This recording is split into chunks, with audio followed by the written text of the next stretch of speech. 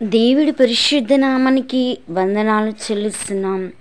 Bible study చూస్తూ ఆధ్యాత్మిక జీవితంలో కొనసాగుతున్నాం. మీ అందరికీ ప్రభువైన యేసుక్రీస్తు నామంలో శుభములు తెలియజేస్తున్నాం. మానవుని భౌతిక భాగంలో ఒక భాగమైన ప్రాణము. ఆ ప్రాణాన్ని ఎబ్రీ భాషలో నెఫేష్ అనే పదము ఉపయోగించారు. దాన్ని గ్రీకు భాషలో సుకే అనే పదం వాడారు. ఇది క్రొత్త నిబంధనలో 110 సార్లు వ్రాయబడింది. దీనిని ప్రాణము, జీవము, నేని అనే పదాలతో తర్జుమా చేశారు. ఈ పదాన్ని సంపూర్ణ వ్యక్తికి రోమా అధ్యాయము 13వ అధ్యాయంలో, 2 కొరింథీ 12వ అధ్యాయంలో 15వ వచనంలో వ్రాయబడినట్లు తెలియజేసింది. వ్యక్తిగత గుర్తింపుకు దేవుడు మరియు శిక్షణ సంబంధంలో మత్తయి 10 అధ్యాయము 28-39లో,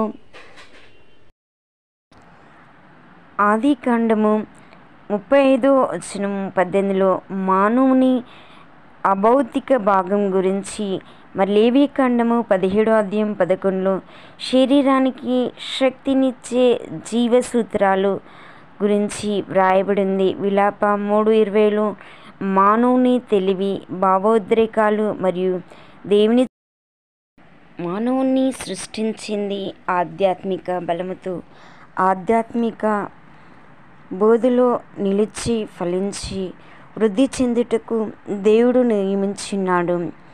మానవులకు కొన్ని పరిపూర్ణతలో నడిపించే మరి మానవులకు కొన్ని వాడినారు. సంపూర్ణ వ్యక్తికి కీర్తనలు 31:5, ఎహెచ్కేలు 21:7లో మానవుడు సంపూర్ణ మానవుడిగా మనకి కనబడుతుంది.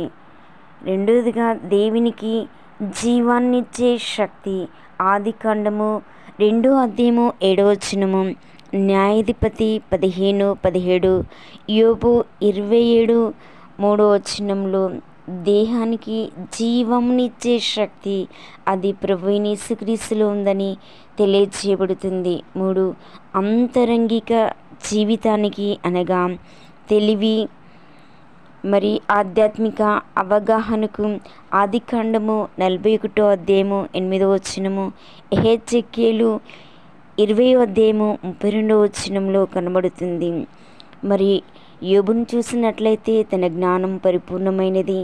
యోబు గ్రంథము 20వ అధ్యాయం 3వ వచనం, 32 అధ్యాయము 8వ వచనంలో కనబడుతుంది.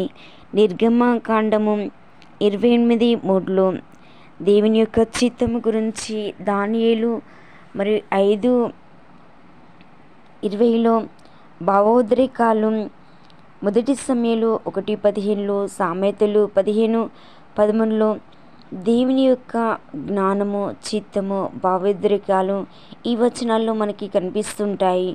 దేవుని ఎడల ఆత్మ యథార్థతకు కీర్తనలు 51:10, యెషయా 26:9లో వర్తింపచేశాడు.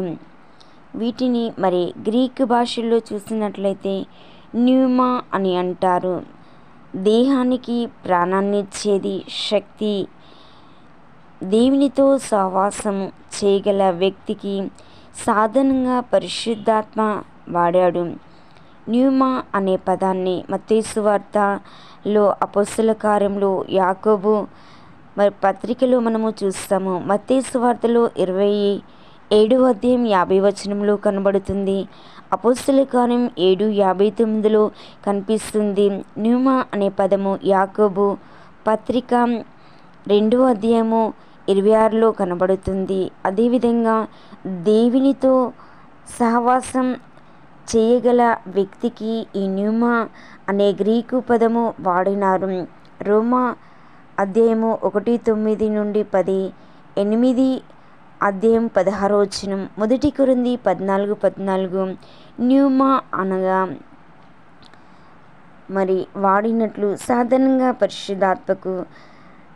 గలతీ 5:18లో న్యూమా అనే పదాన్ని పరిశుద్ధాత్మ కూడా వాడినట్లు దేవుని సహవాసంతో ఉన్న వ్యక్తులకు ప్రాణాన్నిచ్చే శక్తినిచ్చే ప్రవీణేసుకు ఈ పదాన్ని వాడినట్లు మనకి తెలియచేయబడుతుంది. ప్రాణము హెబ్రీ భాషలో నెఫేష్ అనే పదము ఉపయోగించారు. ఈ ప్రాణము మన దేహానికి ఏ విధంగా శక్తిని బలాన్ని ఇస్తుందో పాత నిబంధనలో సుమారు 750 సార్లు ఈ పదాన్ని ప్రాణం గురించి హెబ్రీ భాషలో నెఫేష్ అనే పదంతో వాడినట్లు దేవుని వాక్యము సెలవిస్తుంది. ఆదికాండము 2:7లో మనుష్యుడు సంపూర్ణ వ్యక్తిగా జీవాత్మగా కనిపిస్తాడు. నిర్గమకాండంలో 4:19లో ప్రాణము అనగా సంపూర్ణ వ్యక్తిగా కనిపిస్తాడు.